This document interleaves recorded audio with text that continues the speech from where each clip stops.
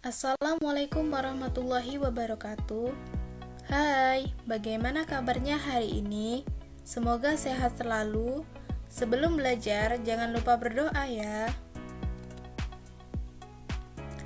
Pada video kali ini, kita akan mempelajari mata pelajaran Bahasa Indonesia mengenai teks deskripsi.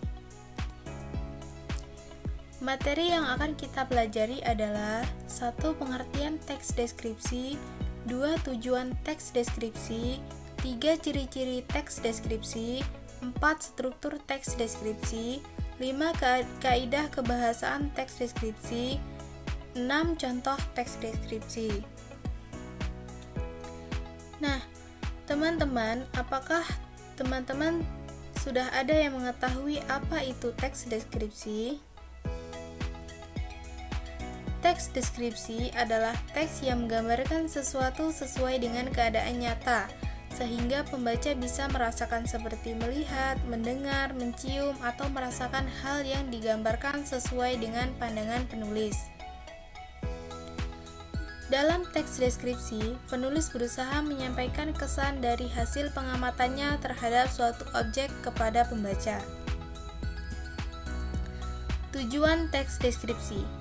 Tujuan teks deskripsi adalah memberikan gambaran yang jelas dan rinci tentang suatu objek, tempat, orang, atau suasana kepada pembaca sehingga mereka seolah-olah dapat melihat, mendengar, mencium, atau merasakan objek tersebut. Ciri-ciri teks deskripsi.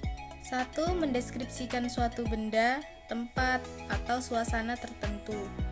2. Menggunakan panca indera untuk menggambarkan objek. 3. Pembaca seolah dapat melihat langsung objek yang dijelaskan. 4. Menjelaskan ciri-ciri objek secara detail. Struktur teks deskripsi. 1. Mengidentifikasi atau pengenalan, yakni menjelaskan objek yang akan dideskripsikan, bisa berupa orang, tempat, atau benda. Contohnya, Pantai Parangtritis adalah salah satu pantai terkenal di Yogyakarta.